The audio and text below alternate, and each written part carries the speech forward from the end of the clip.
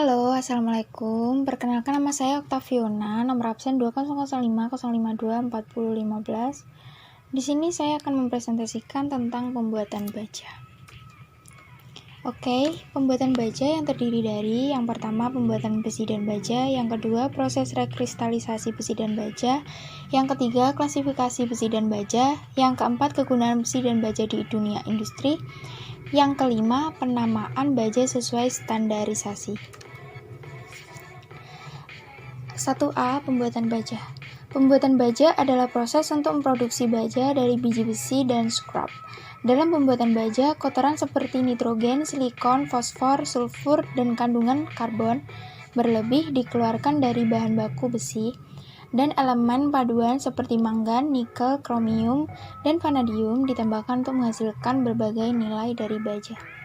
Membatasi gas-gas terlarut seperti nitrogen dan oksigen dan kotoran terlarut disebut inklusi dalam baja ini juga penting untuk memastikan kualitas produk cor dari baja cair.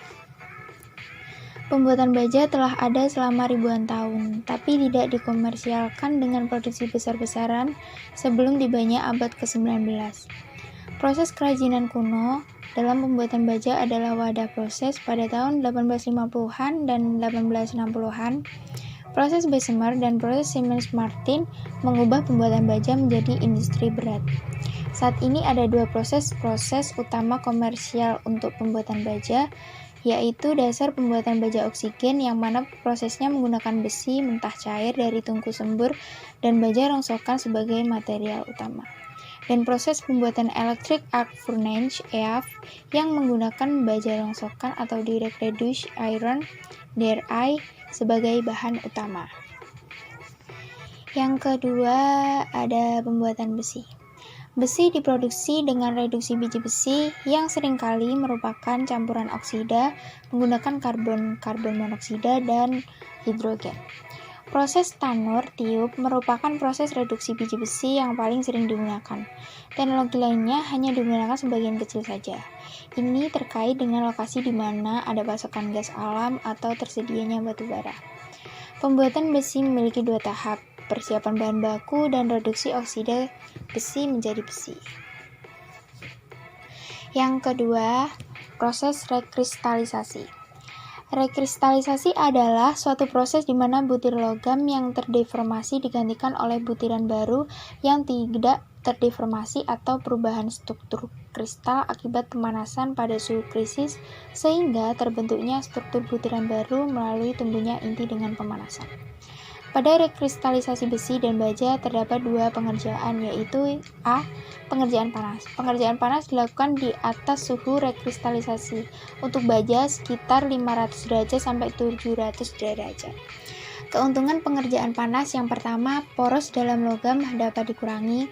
Yang kedua, struktur butir lebih halus. Yang ketiga, sifat fisis meningkat. Yang keempat, jumlah energi yang dibutuhkan relatif kecil. Dan yang kelima, keuletan dan ketahanan meningkat. Kerugian pengerjaan panas. Terjadi oksidasi dan pembentukan kerak pada permukaan benda kerja sehingga penyelesaian permukaan kurang bagus. Yang kedua, dimensi benda kerja yang dihasilkan kurang akurat. B. Pengerjaan dingin. Pengerjaan dingin dilakukan di bawah suhu rekristalisasi. Pada umumnya dilakukan di suhu kamar tanpa pemanasan benda kerja. Keuntungannya pengerjaan dingin, ukuran atau dimensi yang didapat lebih baik. Hasil permukaan lebih halus karena tidak ada proses oksidasi terhadap material, kekuatan dan kekerasan meningkat, biaya perawatan dan pemeliharaan lebih murah. Kekurangannya, dibutuhkan gaya yang besar untuk membuat produk berukuran kecil, hanya bahan lunak yang dapat diproses, keuletannya menurun. 3A. Klasifikasi jenis baja. Yang pertama, baja klasifikasi A berdasarkan penambahan alloy, ada baja karbon dan baja paduan. Yang kedua, ada baja klasifikasi B berdasarkan komposisi, baja hypoendotektoid dan baja hyperendotektoid. Yang ketiga, ada baja klasifikasi C berdasarkan fasa metrik, baja austenitik, baja martensitik, dan baja ferritik. Yang keempat, baja tahan karat, stainless steel. Yang kelima, baja struktural atau baja fabrikasi.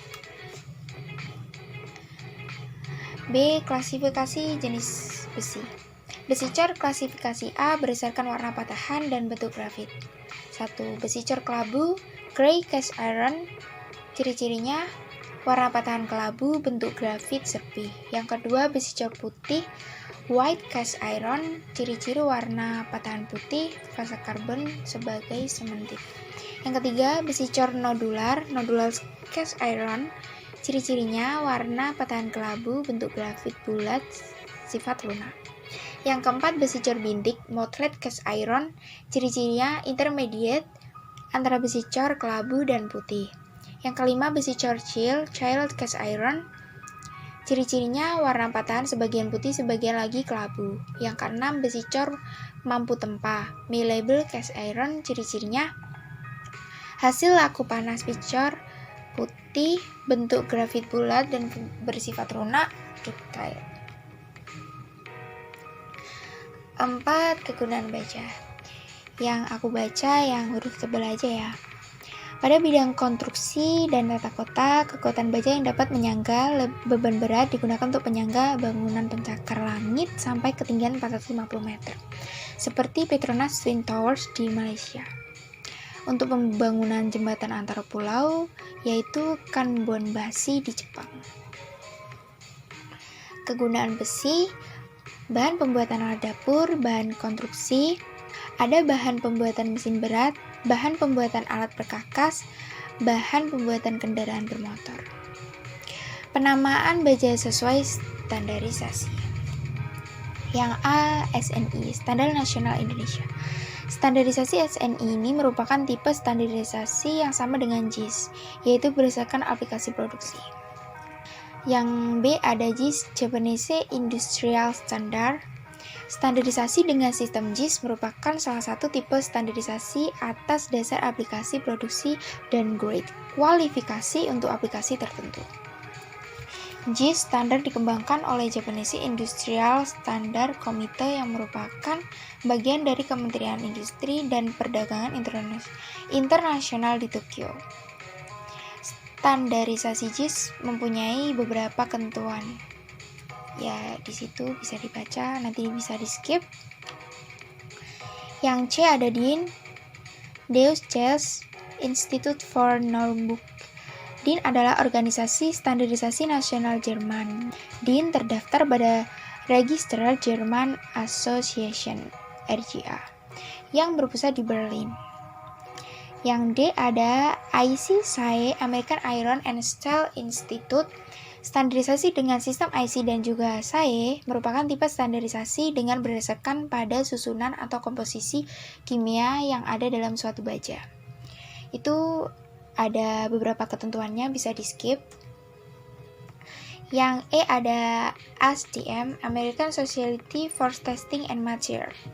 ASTM singkatan dari Berkedudukan di Amerika Serikat, merupakan organisasi internasional sukarela yang mengembangkan standarisasi teknik untuk material, produk, sistem, dan jasa.